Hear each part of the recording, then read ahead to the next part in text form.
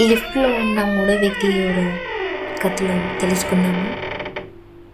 ఒకరోజు నేను ఆఫీస్ నుంచి రాత్రి బయలుదేరుతుండగా నిశ్శబ్ద రాత్రి ఒంటరి ప్రయాణం లిఫ్ట్ ఎక్కాను. అబ్బా, అప్పుడే నా గుండె చప్పుడు నాకే వినపడుతుంది. అప్పుడు ఫోన్లో ఒక మెసేజ్, రెడ్ కోట్ కిల్లర్ తిరుగుతున్నాడు జాగ్రత్త అని. నిజంగానే ఒక వ్యక్తి ఎర్రకోటు వేసుకొని నా పక్కనే నిల్చున్నాడు లిఫ్ట్లో.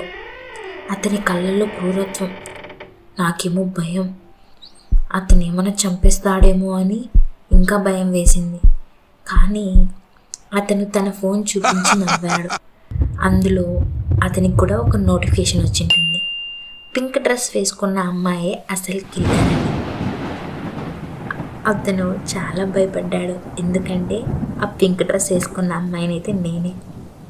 అప్పుడు భయం ముసుగు తీసి అసలు రూపాయి చూపించాను.